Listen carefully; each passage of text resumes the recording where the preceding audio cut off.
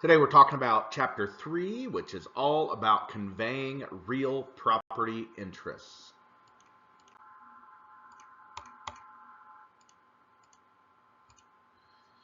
Really what we're talking about is deeds.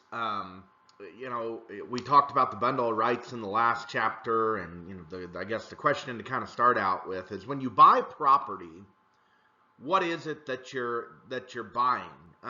And one of the interesting ways to think about that is you're buying what somebody in the past bought, and maybe you're buying everything that they bought, or maybe if through restrictions or through divisions, or maybe they've sold off part of it, and that could be a piece of it, or that could be like the mineral rights below it, or put some other restriction on top of it.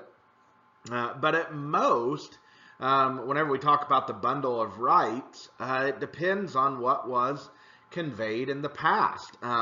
It is amazing to me in this country, but I will admit I've done this myself, that it says on the slide that land is a continuous service, but boundaries are not always obvious or natural. And it says boundary errors always hurt somebody.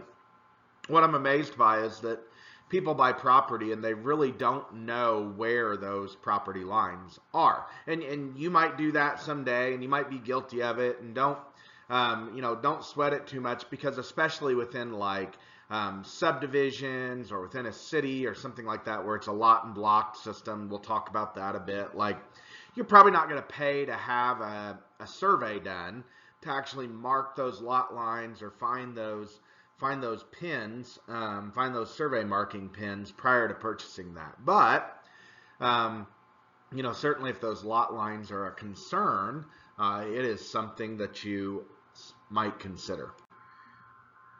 This slide says, how is it possible to convey real property successfully? Well, most of the time we're gonna look at deeds, and we'll see that in the next slide.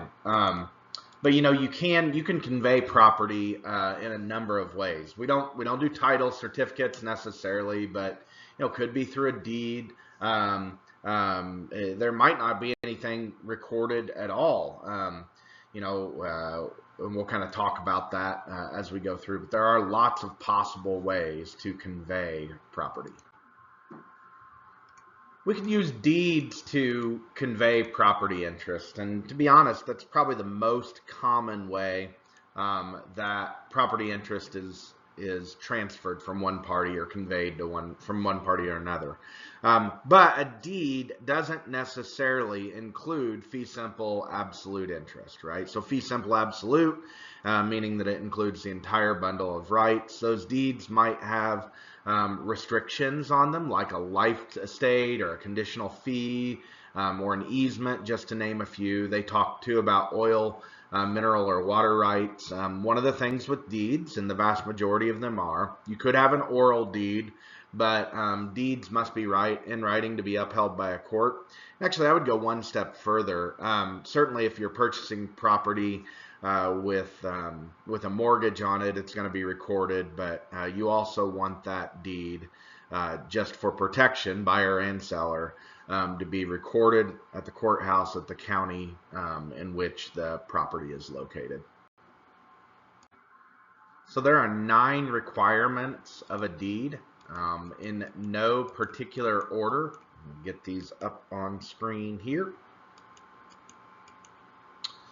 So first of all, the grantor, so the person that is granting the deed, has to sign the deed. Now the grantee, interestingly enough, doesn't have to sign the deed. In some cases, they don't even have to exist. For instance on that is, maybe when you set up your property and your inheritance, and you could pre-sign a deed that, the property goes to your firstborn child or something like that. Well, you may not have that child born yet. In some situations, though, that deed can certainly still be recorded as long as you've signed it to a firstborn child that doesn't exist. But the grantor, at a minimum, has to sign the deed. It is not common, but the grantee, even if they are alive and well, may not even know that the transfer exists at any given point in time. A recital of consideration, unlike with some other legal contracts, where both parties promise to do something, it's only the grantor that's responsible for a recital of consideration, or in other words, what is being exchanged in this deed. So usually the grantor is giving land or interests in a land, and the grantee we usually think of as probably giving money for it, but that's not. It's not always the case. A lot of states require some consideration to be listed in a deed. But if you read a lot of deeds, it will say something like for $10 and other valuable consideration. So the actual amount, most land is not going to be conveyed for $10, right? That's spelled out through some other contractual process, but there does have to be a recital of consideration. We need words of conveyance that expresses intent. This is explicitly grants to, or things like, convey and warrant. Those are words of conveyance. Those need to be in a deed. That's the third element. There needs to be covenants in the deed. Covenants are basically legally binding promises. They can vary a bit, but the three normal covenants in a deed are covenants of season, which is saying that the grantor does actually own the property and they have the right to convey it. A covenant against encumbrance, which is just a promise that the property is not encumbered with liens, easements, or other such limitations except noted in the deed. So there could be a mortgage against it, but you're buying it and that mortgage will be cleared when you buy it. It's back taxes, it's mechanics liens, things like that. And the last being the covenant of quiet enjoyment. So it's a promise that the property will not be claimed by someone with a better claim of title to the best knowledge of the grantor. Let's talk about the grantor and the grantee a little bit. So first of all, the grantor, that's the person that is selling or transferring or conveying the real property. They've got to be of legal age, 18 in most states. They need to be legally competent. So if you're insane, or if you're on life support and you don't have your mental capacity, that does come into play oftentimes. You can't sign a deed, and they do have to physically sign it as well. A lot of times people ask, what about whenever somebody passes away? Then how can their property transfer? Well, that's through POAs, powers of attorney, right, and through estates. And through heirship is how that happens. The grantee, on the other hand, they're the person that's receiving that real property. They don't need to be of legal age. They don't need to be competent, and they only need to be identifiable, right? So there's very few restrictions on the grantee. Sorry, I did not put those up on the screen. Already talked about these a little bit before, but the recital of consideration and words of conveyance, again, it can be very minimal. It doesn't have to match what is contractually there for other purposes, but things like for $10 and other good and valuable consideration, it has to have the words of conveyance in there as well.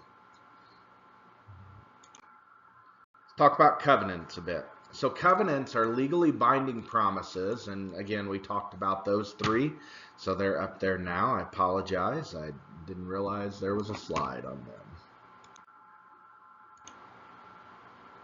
There has to be what we call the habendum clause, right? The habendum clause defines what is actually being conveyed. Words like for use as maybe implies an easement, so long as might imply a conditional fee and a reverter, right?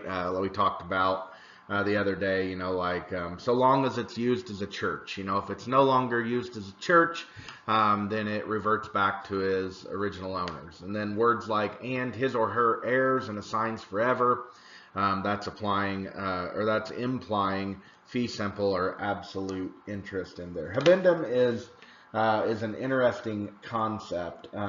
You can read more about that. I think it's on page 48 of your textbook.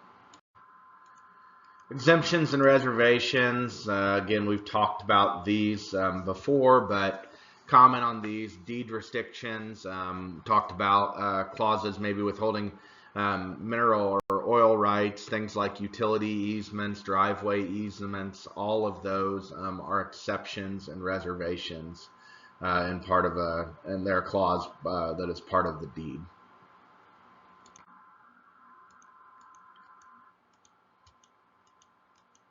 All right, acceptable property description. So a deed needs to have a property description. It says it must be unambiguous and enduring. And the three methods for that are most common, and we are going to talk about each one of these as the chapter progresses. But it is called the meets and bounds system, the plat, lot, and block number system, and a governmental rectangular survey. So those are three ways in deeds that you'll see them. We'll talk about the ones. I'll spend more time on the ones you might see here in Illinois, but certainly the plat, lot, and block, and the government rectangular survey are the ones that I see most frequently. In the same vein, whenever we're describing real property, there's some unacceptable property descriptions as part of a deed, like just a street address or just a tax parcel number. And it says why here, and it says frequent errors are more importantly point description, notifying boundaries. So a street addresses can change, and street addresses can also describe one or multiple properties. You know, if you've got a house with a vacant lot next to it that is 123 Main Street, maybe for years those parcels were combined and it was always referred to as 123 Main Street. Maybe it had a single tax parcel number, or what we call a property index number. But then maybe at some point that was split. That was split to be the house and then the vacant lot. And the vacant lot would most times have a new property index number assigned to it. But if you see in both of those situations, that change could have an impact on a deed that was recorded. If we just allowed it to be a street address or a tax parcel number, then if you conveyed that, somebody might not be sure what they're actually getting. That's why we need something that has defined boundaries of what is being purchased. And we'll look at those here as we go through. Next requirement is acknowledgement and delivery. So acknowledgement, it's just a confirmation that the grantor acted voluntarily. They weren't forced into it under some type of undue will. In most states, it requires either notarization by a notary. Some states also require witnesses, so several witnesses to witness them signing and conveying that deed. Delivery, it says, is observable, verifiable intent that the deed is to be given to the grantee. Some examples of failures of delivery is if a deed is found in a desk or a safe deposit box and then handed to the named grantee. Or another example is a grantor's attorney hands the deed to the named grantee without explicit instructions to do so. So those explicit instructions could be like upon their death or something, but usually that is memorialized within a will. But again, this is one of those where I spoke briefly before. If you have that deed recorded at the courthouse, or it's through other means, that guarantees the delivery component of a deed. Some conclusions from the book. Certainly when dealing with property and the transfer of property, get an attorney, right, or a legal professional that knows what they're doing. Laws vary a bit from state to state, and it's not something you want to mess up. The book says on this slide, don't try this at home, right? It's something that is worth that expertise in that area to pay for. So we're going to talk about some different types of deeds in the next few slides. But the underlying question is how do deeds differ? Well, it really depends on what rights the grantor has. So the key point is no deed can convey rights that the grantor, or the current holder of the property, doesn't have. So, the question is there one deed better than another? I certainly think there is. My answer to that is yes. What makes them differ? Well, it's the number of covenants that are in the deed or what's included within the deed. We hit these before, but just as a repeat. So the covenants in a deed. 3 of those covenants in the deed. Again, season. The grantor truly has good title and the right to convey it, right? They're not attempting to transfer property that they don't actually own. Encumbrances. The property has no encumbrances that are not revealed. Again, those are our mortgages, our easements, our liens. And the last being quiet enjoyment. The property will not be taken by someone with a better claim to title. We will talk about title insurance, but this is another reason why we do have title insurance, to protect these covenants that the grantor is granting. And a title policy, or what a title insurance company does, is they do research on the deed before the new deed is prepared, to make sure that there are no known or legally recorded encumbrances on the deed, and that the grantor does have that right to transfer it, and on the quiet enjoyment part, that there are no other claims to title against the grantor, or against the property, I'm sorry. So let's look at 4 different types of deeds, and again, remember the 3 covenants. So first of all, a general warranty deed. This is the one you want. It includes the full set of legal promises that the grantor can make, being all 3 covenants: season, no encumbrances, and quiet enjoyment. Effectively, it warrants against any and all competing claims that may arise and are not spelled out in the deed, or from unidentified physical conflicts such as easements or encroachments, right? Intrusions on the property by structures from adjacent land. Those are the encroachments that we're talking about. So again, the general warranty deed is considered the highest quality deed, and that's what you want. But if you're not going to get that, what's next? Well, next would be what's called a special warranty deed. It's identical to the general warranty deed, except it limits the time of the grantor's warranties to their time of ownership. That is, the grantor asserts that he or she has created no undisclosed encumbrances during ownership, but asserts nothing about encumbrances from previous owners. Conveying title under a special warranty deed does not imply questions about the validity of the deed. In that sense, the special warranty deed is a quality deed. In California and some other states, the predominant form of a deed is a grant deed. This type of deed is regarded as roughly the equivalent of a special warranty deed. So, I mean, if you look at land in Illinois, we've been around since several hundred years at this point. So a special warranty deed is saying, hey, you get everything that I have, and I am saying that I don't know of any, or seasoned encumbrances and have quiet enjoyment. But it's not going back further to look at what may have been in deeds prior to the most recent deed. A deed of bargain and sale has no covenants, but still seems to imply ownership. And then there's this question of implicit covenant of season.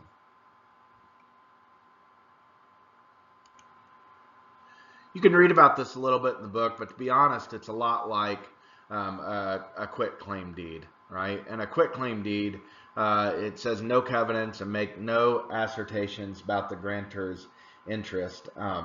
In the book, it says a quitclaim deed is worded to imply no claim to title and only to convey what interest the grantor actually has, if any. Courts, therefore, may require or regard a quitclaim deed as a questionable conveyance of title. Its very use may create a cloud on the title that must be cleared in order to contain a fully marketable title, one that is free and reasonable doubt. One use of the quitclaim deed is within family, to add a spouse to a title or remove a divorcing spouse. Another is to extinguish ambiguous interest in a property as a means of removing clouds and therefore or threats to a marketable title. So quitclaim, we see this not a whole lot with sales, but I'll give you an example. So like, let's say that I have a property and I have a mortgage on it, and for whatever reason, I need to sell it. One of the ways, if other things are in place, if you've got a mortgage that's assumable, that could happen, is I could quit claim deed that property to you, right? And what that means, again, if all the documents are in place, is that you not only get the property, and you may pay me some money for the property, but you also get the mortgage that is tied to that property in that case. So it says no covenants, makes no assertions about the grantor's interest, but you're still getting the property, but it may not certainly be free and clear.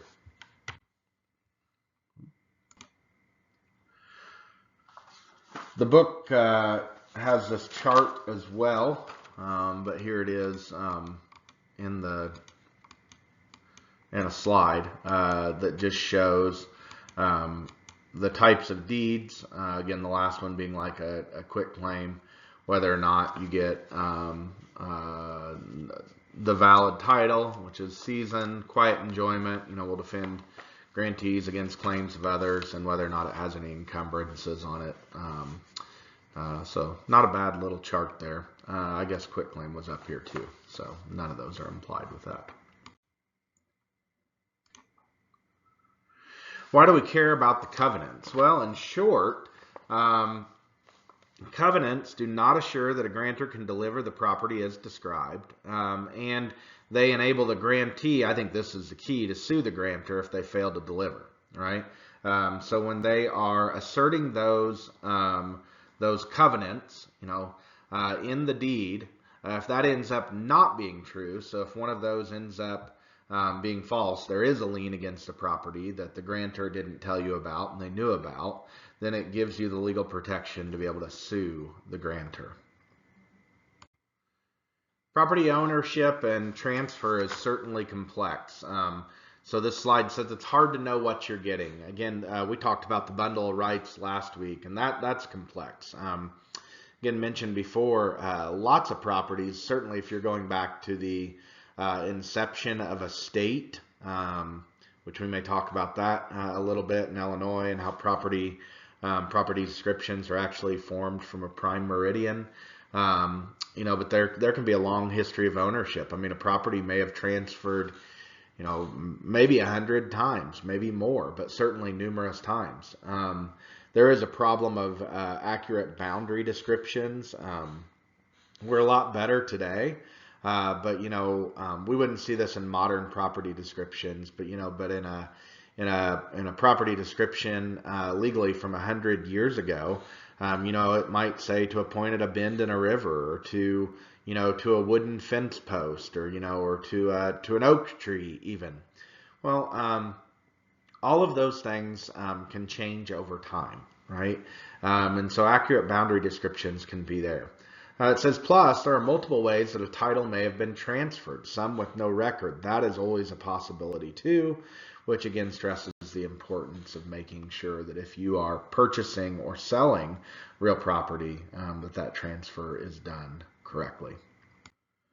The book gives a good description on page 51 about the methods or modes of conveying real property, both voluntarily or involuntary. I'm going to focus on the side with a deed, and we'll see that here on the next slide. So ways title can transfer. It says voluntary is by the conveyance of a deed. This is an ordinary sale or a transfer of title. This is the vast majority of real property conveyances are voluntary in the United States. Most of the time this is from one private party to another. However, there are a number of involuntary conveyances by deed. So probate being the most common. It's when somebody dies, and you are inheriting property or being willed property out of an estate. Certainly foreclosure and bankruptcy, those are not oftentimes voluntary, but the bank's going to take the house back because you haven't paid your mortgage. By divorce settlement, divorce happens, and a court's going to grant ownership of property to one party or the other, or sometimes even force the sale of a property. Or a government power here, a property can be condemned because it's no longer safe or for some other reason, but those are all involuntary ways that title can transfer. Again, I'll hit on these real quick. They're better described in the book, but without a deed, there can be voluntary conveyance, either by easement, by prior use, or by estoppel. Involuntary without a deed, it could be by prescription or by adverse possession. And then this last one is action of water, and that can be accretion or reliction, right? So accretion is where there is a body of water that most of the time that's going to be a river or a stream, but it could certainly be an ocean too. But where it deposits soil, right, or it deposits sand, soil, matter, earth, whatever you want to call it, thereby increasing the amount of land you own, which is separate from reliction, where we think about like erosion. If you live on a lake or a river and it erodes away the land, then the amount of land you own oftentimes is less due to erosion, or in this case, reliction. Next, we're going to talk about title to a property, and two questions to think about while we're discussing a title is, one, why can a single document, or what we're going to refer to as a title, never serve as proof of real property ownership? And if no single document can confirm title, what do we mean by title? So let's look at evidence of title. Let's look at the building blocks of evidence of title. So the first is what's called the doctrine of constructive notice. It's a common law tradition that a person cannot be bound by claims or rules that they don't have any means of knowing. The corollary is that once a person is capable of knowing about a claim or rule, they can be bound by it. This is the doctrine of constructive notice. The importance of the doctrine is that the public need not actually be aware of contracts conveying interest in real property for the contracts to be valid and enforceable. The public merely has to be able to know about the contracts. Second says statute of frauds.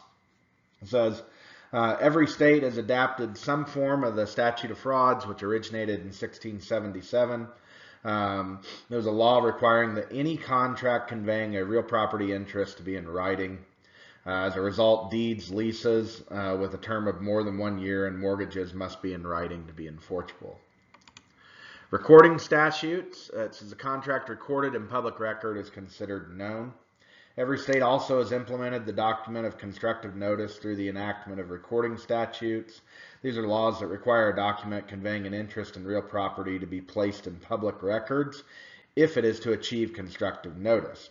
Now, once in public records, the document is binding on everyone, whether or not they make an effort to learn of it. Thus, when we look at things like deeds and mortgages and mechanics liens and attachments from court judgments and other instruments that convey real property interest, they must be placed in local public records. That's through the recorder's office at the county courthouse. This recording process is maintained at the county level, or in some cases, like in Louisiana, or other states that have parishes or townships but not counties. And it's really important. It's an important function of the traditional courthouse. Registrar of deeds, clerk of the court, or similar office is charged with the responsibility of maintaining the property recording system. Last is actual notice. Unfortunately, recording statutes cannot assure complete knowledge of real property interest. Earlier in the presentation, we talked about real property could be conveyed through adverse possession, prescription, implied easement, estoppel, things like that. In addition, property may be subject to lease. None of these conveyances appear in those recorded documents, but each is enforceable on the basis of actual notice. If the asserted claim is open, continuous, and apparent to all who examine the property, it meets the requirements of actual notice and is considered to have the same force as constructive notice.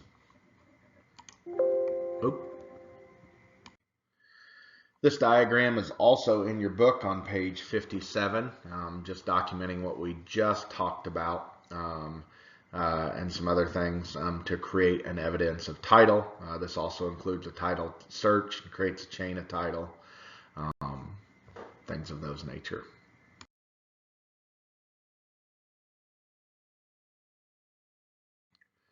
Some definitions around the word title and things we commonly see when talking about titles. A title is a collection of the evidence indicating a specific person as the holder of the fee simple interest. Example, a title search, usually this is what title companies do, but this is examining public records to construct a chain of title. What's included, what's not, who owns it, who owns what, and that chain of title is a sequence of conveyances passing ownership down through time. Next slide has a graphic on this, we see this chain, and is the conveyance of fee simple interest or only of a partial interest? Is there any conveyance by adverse possession, and are any of these chains broken? Were there any fraudulent documents? Fraud is on the rise in this country right now. I mean, I don't want to make it sound like this is just super easy to do, but remember, only a grantor has to sign a deed, and that has to be signed by a notary. But a notary might be fraudulent. You could certainly prepare a fraudulent deed, a quitclaim deed, for instance, and put the legal grantor's name on it, and sign as that legal grantor, and have a notary notarize that, again, fraudulently, but then have that document recorded at the county courthouse. Title would most likely pass, although it would be fraudulent, to the grantee, and there would probably be a lawsuit that would ensue, but that's what we're talking about, or one of the things we're talking about here in terms of fraudulent documents. Are there inconsistent property descriptions? That's a big red flag, within the chain of title. It's the same thing being conveyed over the course of history. Is there a faulty separation of mineral or water rights, right? Are they included, or have they been sold off or given away or not included? Is there an inferior deed type, that needs to be rectified? Is it missing a signature? Does it have the spouse's signature on it, or is it missing it, or other owners, grantors of the property? All of these are things that we know as cloud to title, right? They all create a cloud or a problem with the chain of title. So how do we know we're getting a good title? Well, these are things we call evidence of title, and it's just that. It's an assurance of a good or a marketable title. What's a marketable title? Well, a marketable title is ones where that claim to title is regarded as free from reasonable doubt. There's no real question about whether or not what they are deeding to you is what you're actually getting. How do we have assurances, or what are the two main forms or evidence of that title? Well, one is an abstract with an attorney's opinion. So there's been an attorney or their legal staff, but reviewed by an attorney that has said, hey, this looks complete, this looks good, for everything we could find in public record. And the other one, really important, if you're getting a mortgage, you'll have to have it, is a title insurance commitment. So it's basically an insurance policy that indemnifies the grantee if changes to title arrive. So if we find out you're not getting what you think you're getting, then that insurance policy will provide, usually monetary benefit will provide whatever is needed that arising from that title. Now, one note on title insurance, and I think we talk about it a bit later. Actually, I'll go to the next slide then. So what is title insurance? So, and I'll see if it's on here. It says it protects against a title flaw or title loss. It covers the litigation cost and the loss of value. It says it covers no other titles. It says it can't restore rights that don't exist, of course, because that needs to be done. You can't, if it's deeded to somebody else, then you got to get it from that person.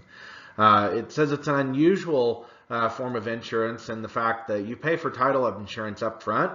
So usually whenever you purchase a house, and that single premium covers that title for the lifetime. And it says there is controversy about cost and coverage. These, like lots of insurance policies, are just the limitations of it.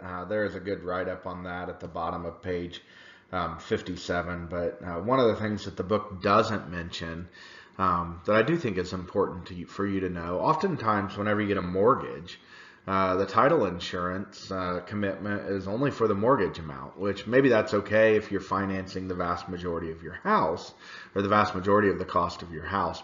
But first of all, property values go up over time. Second, if you're making a significant down payment on a house and only financing a small portion of it, that may be something worth asking about, because you may want to pay the difference in title insurance in terms of usually what you're paying for a property or a house is cheap in comparison, but to warrant the value and the claims for that higher amount as opposed to just what's being covered with the mortgage. But it talks about some of the other controversies on 57 and 58 of the book. Usually that's associated with, as an example, mineral rights and things like that. How far back do title risks really go? Well, it says the earlier the event, the more likely it has been settled. If I'm buying a house and I see that there was a mortgage lien placed on a property in 1905, right? So 120 years ago. And there is no release of that. Well, there still may be some cause of concern. The chances that mortgage is still outstanding is slim to none, but it could be. It says more recent transactions are greater risks. That is sure. If there was a lien or some cloud to title that is in the more recent past, within the last 5 years or something, that's certainly more risky, and would want to make sure those are cleared up, or at least have assurance that those are no longer those have been settled prior to being the grantee in that transaction. There are some strange things that happen. There's always issues with that. I'll give you one that we're working with right now.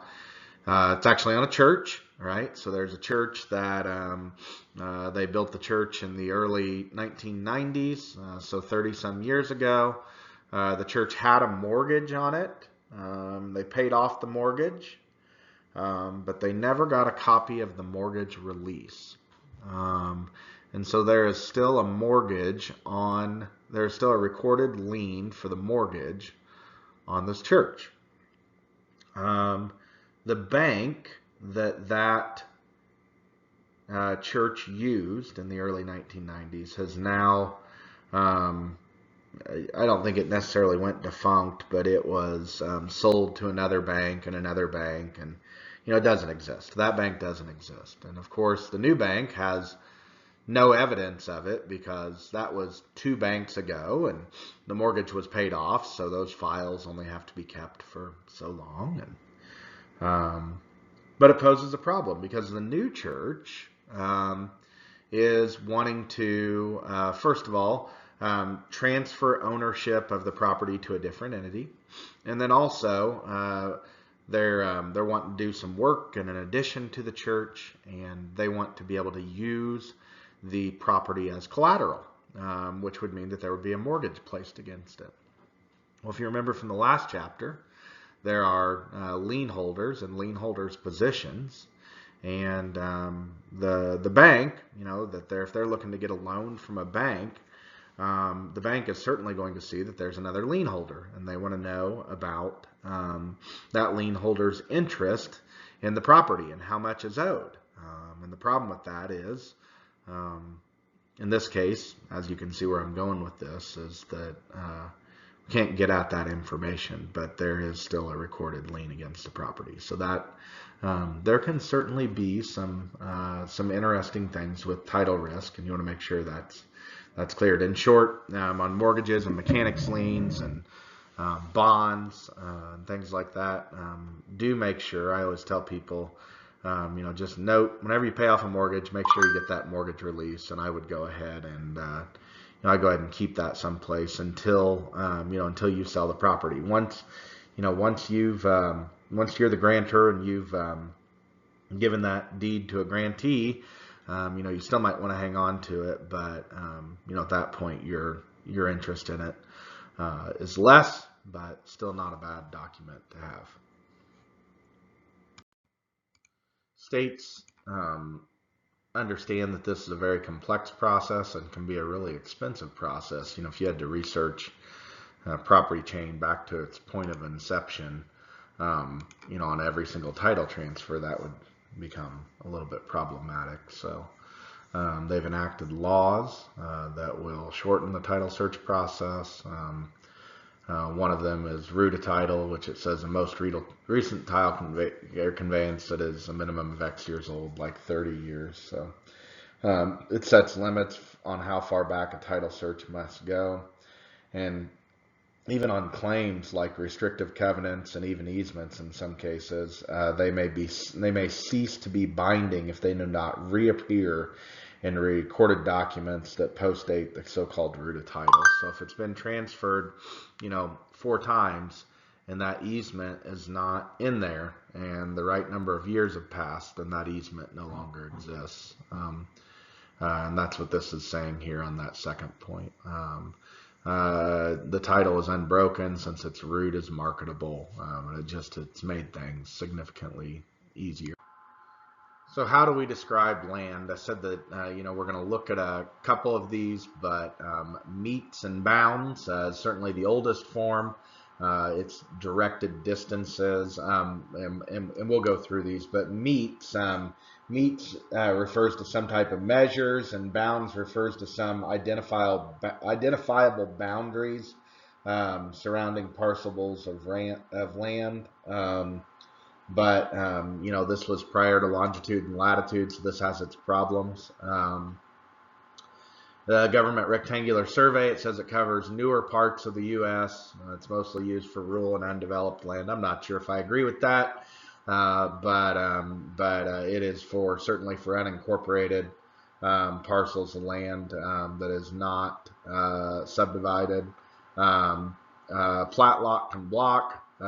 This is for subdivisions and for suburban and urban properties. If you're buying a house in a subdivision or a town within city limits, it's probably going to be plat, lot and block. So metes and bounds, it said it's a sequence of directed distances. A compass-directed walk around a property. It establishing a point of beginning is crucial. So like it will say from like even if it was today, which it's not always, but it would say at an iron rod or at an oak tree, or at a wooden post at the corner of whatever. But then it's gonna walk you around the property, and we're gonna see a picture of this here in just a second to kind of do that. It is the oldest form of acceptable land description. It's also very flexible because you can use compass movements just to make a turn and include it in there, but it is very difficult to interpret. Surveyors do that. It said must be made or interpreted by surveyors. But anyway, let's go to the next slide soon. So here is the way this is read, and remember, you have to know what the point of beginning is. It could be marked by an iron rod, a fence post, or whatever. But follow along with me here. It says from the point of beginning, we would go north 89 degrees, 36 minutes, and 1 second. West 1,274.03 feet. Then north 0 degrees, 10 minutes, and 59 seconds. West 1,320 feet. Then south 89 degrees, 36 minutes, and 1 second. East 1,274.78 feet. Then south 0 degrees, 12 minutes, and 58 seconds, 1,320 feet to the point of beginning. So it always returns back to the point of beginning as well. More common is the subdivision, plat, lot, and block. As they say, it's the dominant description for urban land. It's already had a survey done on it that, again, could be identifiable to define those, the map of lots. Those lots are then identified by a block and a lot number that you'll see here in a minute. The map and the legal descriptions are placed in public records, but then to actually identify each parcel, you just need the block and lot number. the map will also show easements and other features. So here's an example. Same kind of that, I think it's the same picture that we saw in the meets and bounds, but you've got, they've got a mistake here, I think. But because you've got 4 blocks here and then it repeated back to block 1, I'm not sure really what's going there, but then you have a lot number. So if you're trying to identify a particular parcel, you could just say like block 3, lot 6, and then if you actually do want to know the meets and bounds description or a survey description of that, you should go to public record. But since this plat has been recorded in public records, that is most likely what we see today in subdivisions. That's most common. Last is the government rectangular survey. If you, outside of the 13 colonies, when so the rest of the United States, this is, it was kind of declared a government territory. There was a rectangular survey done, and it began with the old Northwest Territory, which is what we're actually included in, which is Ohio, Indiana, Illinois, and Michigan, and that was back in 1789. And you'll see this in the next exhibit, but it has basic reference points and a baseline. Baselines run east and west, and it has a principal meridian which runs north and south.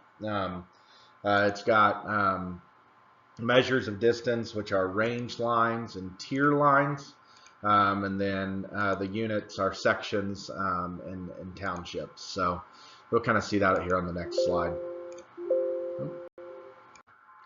So here you will see the baselines and the principal meridians of the United States. I will actually show you, because you see Illinois, we've got a couple different baselines and principal meridians. This baseline here is running east to west. This principal meridian right here.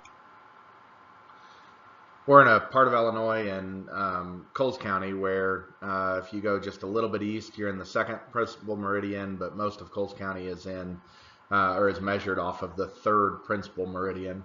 And I'll try to post some pictures in the news section or in this week in D2L. Again, not anything that you need to know, but just something to kind of nerd out on about these principal meridians and their locations.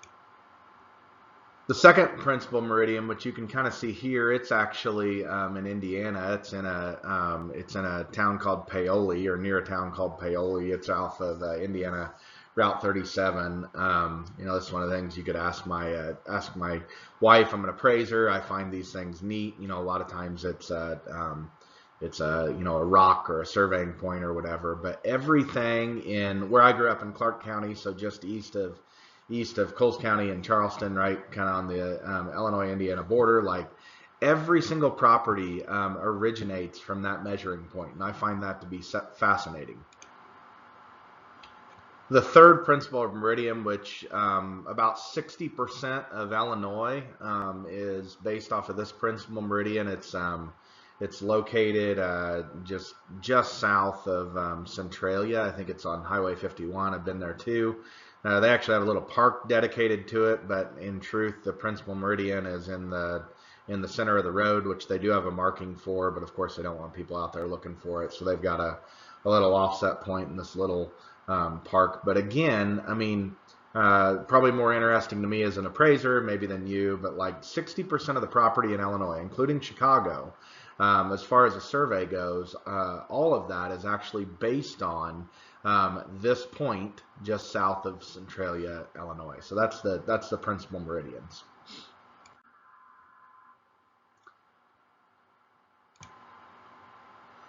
I'm not exactly sure why in your book, but in your book they talk about checks and townships, and then sections. But generally we talk about sections, townships, and ranges. I'm not overly familiar with the checks, but a township, right? A township is 6 miles squares. So 6 miles by 6 miles. 6 miles wide by 6 miles, 6 miles north and south, 6 miles east and west, basically. And you see that. So we see the picture of that here. And then each township is divided up into 36 individual sections. And so each one of those sections is a 1 mile by 1 mile square. And so you'll see in a lot of this legal descriptions that it'll always give you the range and the township. Range 1 west, township 2 north. For instance, of a particular, you always get a section, a township, and a range identification in legal descriptions to decide where it is that you're starting and as a basis for measurement. Here it's just showing those 36 sections within a township. Right? A little bit different than what it did before, but just we numerically identify them. And then we use quarters or halves of a township to describe them in a legal description. So, here it is showing you, you can see like we have got, it says range 27 east, and it looks like they have got section 11, right? And then we are in the northwest quarter of we are in the northeast quarter of section 11, and we are in the northwest quarter of the northeast quarter, and that's typically how legal descriptions read. As you'll get quarters of sections and quarters of sections, down until it's something that is meaningful. It appears this is they're showing us the Disney Castle here in Florida, and perhaps part of its legal description. And that always goes back again to the principal meridian. It says a section is 640 acres. It says that's 1 square mile within a government rectangular survey. An acre is 43,560 square feet. We always say that if you want to know how big an acre is, that's about a football field, right? I just say about a football field. Wow, I've never said size of the public area of large supermarkets. That's a really weird description, but that's what the book says. I guess I'm not going to dispute that, but yeah, typically it's about the size of a football field, is what we kind of tell people. To sum it up, talk about the challenges in describing real estate. The complexity, the bundle of rights, title and ownership and boundaries, deeds, and the role that covenants, general warranty deeds, special warranty deeds, bargain and sale, quitclaim deeds provide, the necessity of proving ownership, and along with that, the doctrine of constructive notice and recording statutes. And last slide, we talked about clouds to title and the importance of chain of title, why it's important to have a marketable title and that evidence, how interest can be conveyed with and without a deed, the importance of title insurance, and we ended with property descriptions, talked about meets and bounds, the plat, lock, and block method, and the government rectangular survey. That ends us for today.